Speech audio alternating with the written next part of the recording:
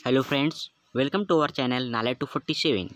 सो guys, आज हम बात करने वाले हैं नए टॉपिक की और नया लेक्चर स्टार्ट कर रहे हैं। कौन सा? Word replacement. आपकी कम्पिटिटिव एग्जाम में इसको एक अदर नेम से जाने जाते हैं, अदर नेम से जानते हैं इसको। वो होता है आपका वर्ड स्वैप। क्या होता है? Word swap.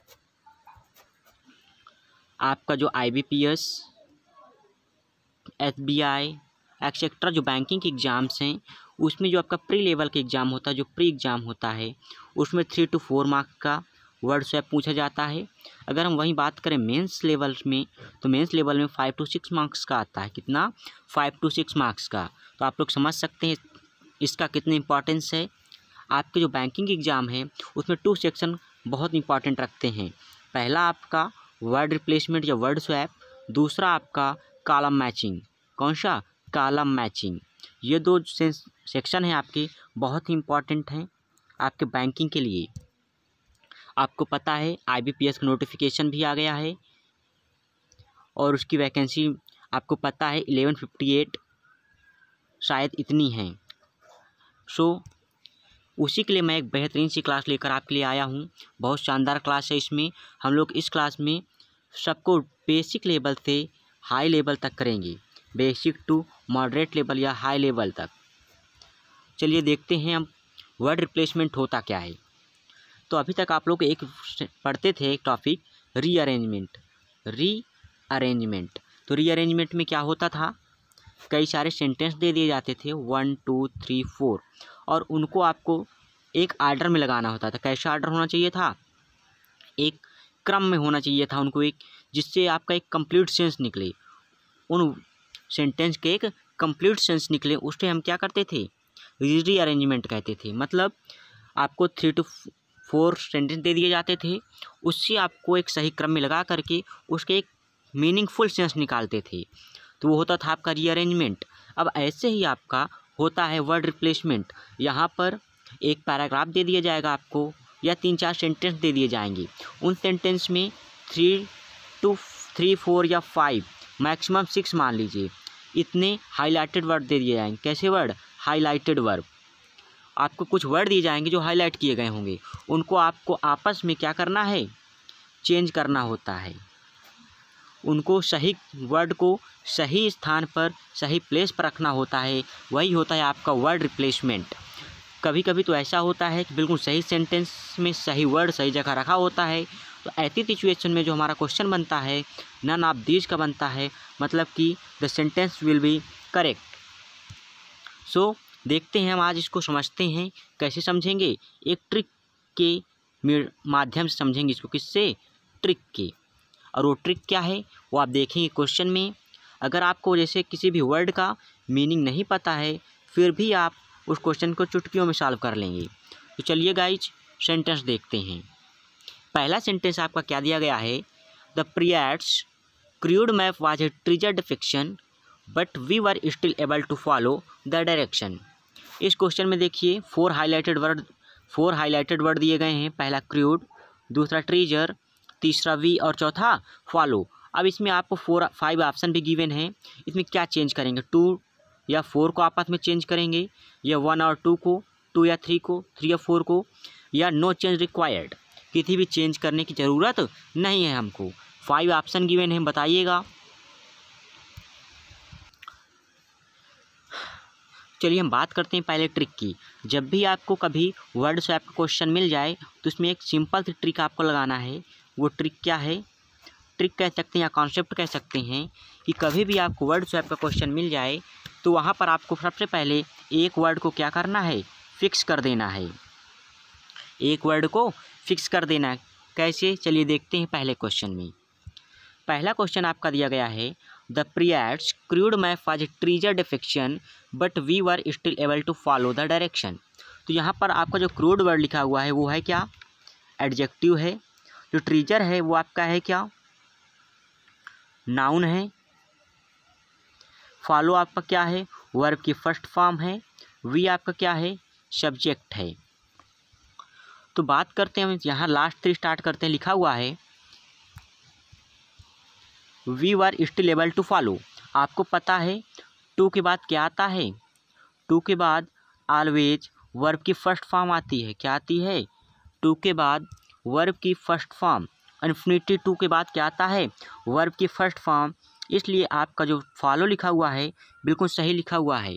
इसलिए जहाँ जहाँ पर आपका टू या फोर का, जहाँ पर आपका फोर का चेंज करने के लिखा है वो ऑप्शन कट जाएंगे। जैसे यहाँ पर फोर लिखा चेंज करने के लिए, तो फोर तो चेंज होगा नहीं, ऐसे डी, ए और डी ऑप्शन कट गए बच्चे, और ई ऑप्शन भी आपका कट गया। बच्चा कितने ऑप्शन, बी और सी ऑप्शन बचे। चलिए बी और सी ऑप्शन देखते हैं।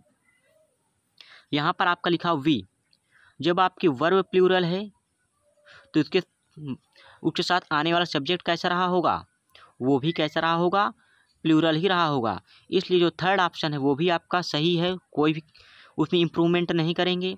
इसलिए 2 3 या 3 4 या 2 4 ये बिल्कुल सही हैं, इसमें कोई भी चेंजमेंट नहीं करेंगे। इसलिए ये सारे ऑप्शन गलत हो जाते हैं। अब बात करते हैं 1 और 2 की।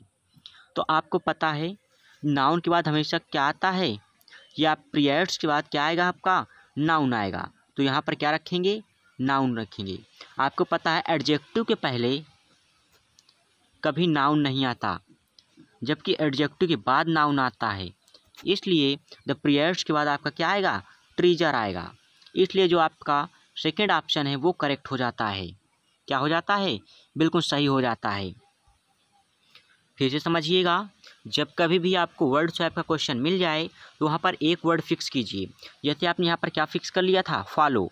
फॉलो आपको पता है वर्ब की फर्स्ट फॉर्म के बाद, टू के बाद आपका वर्ब का फर्स्ट फॉर्म आता है।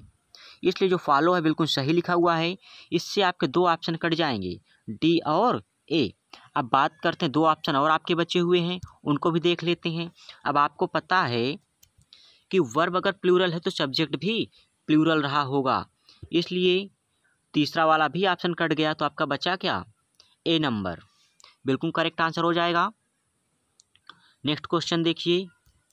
नेक्स्ट क्वेश्चन आपका कह रहा है the government's unviable blended over the disputed citizenship act has expediency Indian is an political diplomatic spot today. इसमें बताइएगा।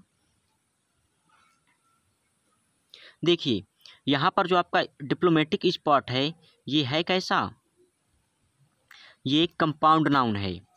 अगर इसको एक साथ हम देखें डिप्लोमेटिक स्पॉट को, तो ये आपका है क्या, कंपाउंड नाउन है। अनवाइवल आपका क्या है, एडजेक्टिव है। लैंडेड क्या है आपका, वर्ब की थर्ड फॉर्म या सेकेंड फॉर्म है। एक्सपेंडेंसी क्या है आपका, ये आपका नाउन है। क्या है, नाउन है। आपने आइडेंटिफाई कर लिया, जो आपके हाईलाइटेड वर्ड हैं वो है क्या, और जो आपका पॉलिटिकल है ये भी आपका क्या है, नाउन है। चलिए अब देखते हैं जो आपका डी ऑप्शन दिया, सॉरी डी हाईलाइटेड वर्ड है पॉलिटिकल। पॉलिटिकल है क्या, नाउन, और नाउन के बाद आपका क्या लिखा हुआ है, कंपाउंड नाउन। और कंपाउंड नाउन को अगर ना कहें इसको, जो अगर एक एक वर्ड को देखें तो डिप्लोमेटिक आपका क्या है, एडजेक्टिव है। क्या है, एडजेक्टिव है। एडजेक्टिव पहले क्या लिखा हुआ है, नाउन। तो आपको पता है एडजेक्टिव के पहले कभी भी हम नाउन यूज नहीं करते हैं। इसलिए यहाँ पर आपका क्या होगा, अनवाइवल होगा। क्या होगा, अनवाइवल होगा। इट मीन्स अनवाइवल आपका क्या है, एडजेक्टिव है। तो यहाँ पर क्या हो जाएगा, अनवाइवल डिप्लोमेटिक स्पॉट। इसलिए जो आपके ए एंड डी के चेंजमेंट हैं उनको करेक्ट कर दीजिए, अदर वाले रॉन्ग कर दीजिए। तो इसलिए फर्स्ट ऑप्शन रॉन्ग हो जाएगा, सेकंड भी रॉन्ग हो जाएगा, थर्ड भी रॉन्ग हो जाएगा, आपका डी ऑप्शन बिल्कुल करेक्ट हो जाएगा। अब आगे चलते इसमें देखते हैं, लिखा हुआ है सिटीजनशिप एक्ट हैज। अब हैज लिखा हुआ है तो वर्ब की कैसी फॉर्म आएगी, थर्ड फॉर्म आएगी। इसलिए यहाँ पर क्या हो जाएगा, लैंडेड हो जाएगा। क्या होगा, लैंडेड हो जाएगा। और यहाँ पर आपका लैंडेड जगह क्या हो जाएगा, एक्सपेंडेंसी हो जाएगा। सो करेक्ट आपका सेंटेंस क्या बनेगा, the government's political expediency over the disputed citizenship act has landed India in an unviable diplomatic spot today. ये आपका बिल्कुल करेक्ट आंसर होगा। चलिए नेक्स्ट क्वेश्चन देखते हैं।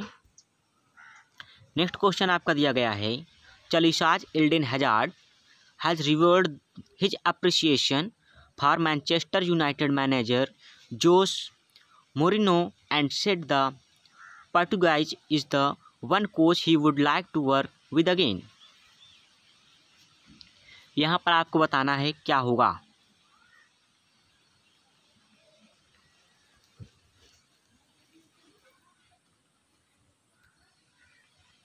चलिए देखते हैं। आपको पता है कि टू के बाद वर्ब की ऑलवेज कौन सी फॉर्म यूज करते हैं, फर्स्ट फॉर्म। इसलिए डी आपका क्या हो जाएगा, करेक्ट है। तो डी में कोई चेंजमेंट नहीं करेंगे। तो आपका कितने ऑप्शन गलत हो गए, सब में डी का इंटरचेंज दिया गया है, सारे ऑप्शन गलत हो गए। तो ये सेंटेंस आपका क्या बनता है, सेंटेंस इज करेक्ट। 5 ऑप्शन जो ई ऑप्शन है आपका बिल्कुल करेक्ट दिया गया है, कोई भी इसमें चेंजमेंट नहीं करेंगे। चलिए ये तो हमें एक वर्ड से पता चल गया, एक हाईलाइटेड वर्ड से पता चल गया कि हमारा पूरा सेंटेंस सही फॉर्म है। चलिए अदर वर्ड जो दिए गए हैं उसके अकॉर्डिंग भी देख लेते हैं। तो यहाँ पर आप जानते हैं कि मैनचेस्टर यूनाइटेड के साथ हम मैनेजर जो वर्ड लिखा हुआ है बिल्कुल सही लिखा हुआ है, एंड जो सेड है वो भी अपनी जगह सही लिखा हुआ है। रिवील्ड वर्ब की थर्ड फॉर्म है और इसके बाद आपका नाउन लिखा हुआ है, बिल्कुल करेक्ट है। तो इसलिए यहाँ पर नो एरर का क्वेश्चन बनता है ये आपका। चलिए नेक्स्ट क्वेश्चन देख लेते हैं। नेक्स्ट क्वेश्चन आपका लिखा हुआ है, under ट्रेमेंडस trying from the media and the Congress for taking some action against Saudi Arabia after the certain disappearance of Saudi journalist Jamal Khashoggi in Turkey. Mr. Trump told reporters that his pressure to get at the bottom of the issue as had sought details of its from Saudi Arabia। इसमें आपका 4 important word दिए गए हैं, इसमें आपको correct answer करना है। देखिए आपने अभी पिछले क्वेश्चन में देखा कि ये क्वेश्चन ज़रा आपको देखने में क्या लग रहा था, थोड़ा बड़ा लग रहा था, हाई लेवल का लग रहा था, लेकिन जैसे आपने इसको करना शुरू किया तो बिल्कुल इजी हो गया। क्या हो गया, इजी हो गया। इससे हमें एक सीख मिलती है, कभी हम बड़ा क्वेश्चन देख करके उसको स्किप नहीं करेंगे। एग्ज़ाम में देखेंगे अगर क्वेश्चन बड़ा है तो हम लोग क्या करते हैं, क्वेश्चन को स्किप कर देते हैं, लेकिन ऐसा नहीं है। जो क्वेश्चन आपको बड़ा दिखेगा शायद वही सबसे इजी हो, इसलिए क्वेश्चन को उसका आकार देख करके कभी हम नहीं सॉल्व करेंगे। क्वेश्चन को पढ़ेंगे, अच्छे से समझेंगे, फिर इसको सॉल्व करेंगे। ट्रिक तो आपको पता ही चल गई है। चलिए देखते हैं नेक्स्ट क्वेश्चन। चलिए ये वाला देखते हैं, 4th ऑप्शन, 4 नंबर क्वेश्चन। इसमें क्या एरर आ रहा है, बनाइएगा इसको।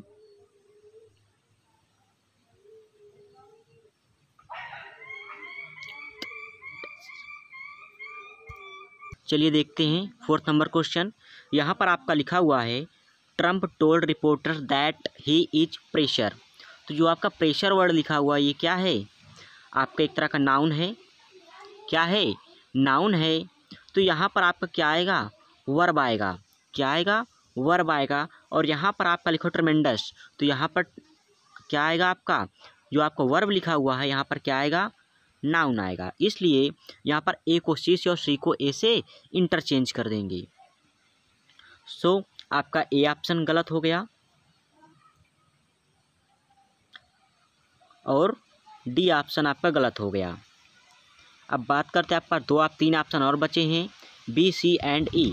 चलिए देखते हैं बी नंबर। अब यहाँ पर लिखा हुआ है सडन डिसअपियरेंस। क्या लिखा हुआ है, सडन डिसअपियरेंस। और यहाँ पर लिखा हुआ है हैड शॉर्ट डिटेल्स। तो यहाँ पर देखिए, समझिए कि इसका अर्थ क्या लिखा हुआ है। Trump told reporters that he is trying to get at the bottom of issue has short details of the from Saudi Arabia. यहाँ पर आपके डोनाल्ड ट्रम्प कह रहे हैं रिपोर्टर से कि उनको पता लगाना है कि उसकी गहराई के बारे में, सऊदी अरबिया के डिटेल्स की, उसके तह तक जाने की क्या कर रहे हैं, कोशिश कर रहे हैं। जो डोनाल्ड ट्रम्प हैं वो रिपोर्टर से क्या कर रहे हैं, ट्राई कर रहे हैं, उनसे कहने के लिए, प्रयास करने के लिए कह रहे हैं, कहाँ तक, उसकी डिटेल्स को, सऊदी अरबिया के डिटेल्स के तह तक जाने की। तो यहाँ पर डिटेल्स बिल्कुल सही वर्ड लिखा हुआ है और डिसअपियरेंस भी अपनी जगह बिल्कुल सही फॉर्म है, इसलिए सी ऑप्शन इसका क्या हो जाएगा, बिल्कुल करेक्ट हो जाएगा। नेक्स्ट क्वेश्चन देखिए, लिखा हुआ है as more fibreless feeding foods putrefy in this interesting becoming proceed ground for harmful bacteria colonies of acidophilus suffer immensely. बताइएगा इसमें फोर वर्ड आपके दिए गए, फीडिंग, प्यूट्रीफाई, प्रोसेस्ड या सफ़र।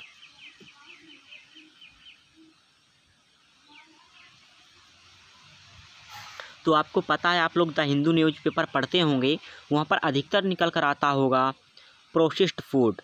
क्या निकल कर आता होगा, प्रोसेस्ड फूड, ना कि फीडिंग फूड। इसलिए ए को सी से क्या कर देंगे, इंटरचेंज कर देंगे। तो बिल्कुल करेक्ट आंसर आपका क्या हो जाएगा, ए नंबर।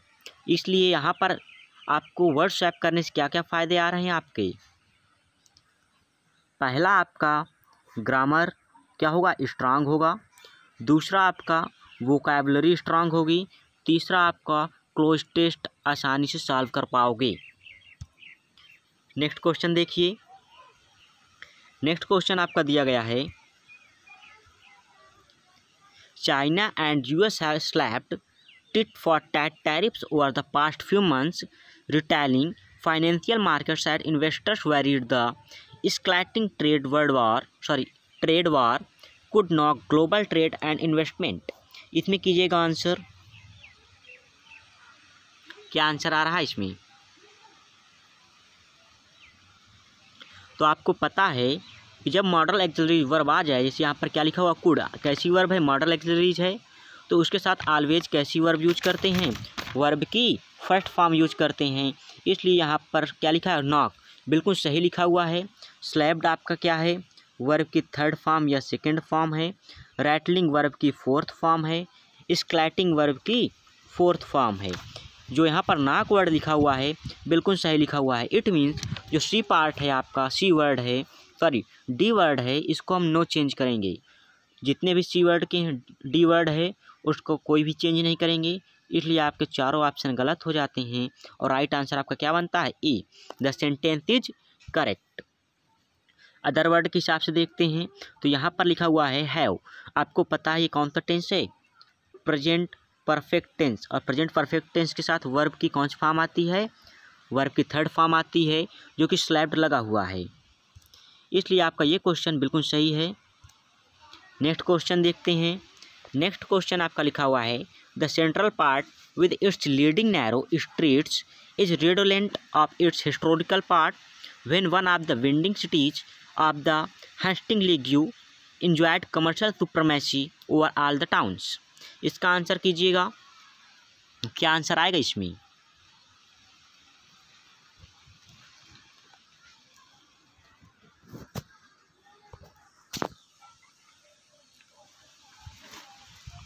तो चलिए देखते हैं। आप पहले बता दें आपको कि विंडिंग का मतलब क्या होता है, घुमावदार होता है। क्या होता है, घुमावदार। तो यहाँ पर जो थर्ड स्टेप से स्टार्ट करते हैं हम, थर्ड हाईलाइटेड वर्ड से ही।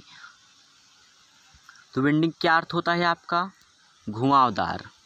और आपको पता है क्या विंडिंग सिटीज हो सकता है, क्या नहीं हो सकता। विंडिंग नैरो हो सकता है आपका, क्या हो सकता है, विंडिंग नैरोज हो सकता है या वाइंडिंग स्ट्रीट्स हो सकता है। इसलिए यहाँ पर ए को सी से क्या करेंगे, इंटरचेंज करेंगे। ए को सी, जो एक पर लीडिंग है वो लीडिंग सिटीज होगा और वाइंडिंग नैरो स्ट्रीट्स होगा। इट मीन्स जो आपका ए एंड सी कॉम्बिनेशन वो सही होगा, बाकी जो अदर हैं ए या सी के साथ कॉम्बिनेशन वो क्या होंगे, गलत होंगे। इसलिए आपका थर्ड ऑप्शन बिल्कुल करेक्ट हो जाता है। कौन सा ऑप्शन, थर्ड ऑप्शन बिल्कुल करेक्ट हो जाता है। क्यों हो जाता है, क्योंकि जो सिटीज़ है वो कभी वाइंडिंग नहीं होती, कभी घुमावदार नहीं होती। जबकि जो गलियां हैं, स्ट्रीट्स हैं, सकरी गलियां हैं, नैरो मीन्स क्या होता है, सकरी, स्ट्रीट मीन्स गली, तो वो आपके क्या हो सकते हैं, घुमावदार हो सकते हैं। इसलिए पहले को हम तीसरे से मैच करेंगे। अब नेक्स्ट देखते हैं, इसी में लिखा हुआ है, देखते हैं रेडोलेंट। रेडोलेंट का मतलब क्या होता है, मेमोरेबल होता है। मेमोरेबल मतलब यादगार, ठीक है। तो यहाँ पर लिखा गया है winding narrow streets is redolent of its historical parts. तो यहाँ पर जो हिस्टोरिकल लिखा हुआ है, हिस्टोरिकल पार्ट्स, तो यहाँ पर रिडोलेंट किसकी यादगार में, हिस्टोरिकल पार्ट की, ये भी बिल्कुल सही फॉर्म है। इसके बाद आपका लिखा हुआ है इंजॉयड कमर्शियल सुप्रीमेसी। सुप्रीमेसी है कैसा, नाउन है, एज एन नाउन वर्क कर रहा है। और कमर्शियल आपका क्या है, एडजेक्टिव। तो एडजेक्टिव के बाद आता क्या है, नाउन आता है। इसलिए यहाँ पर option C is correct. Next देखिए 8th नंबर,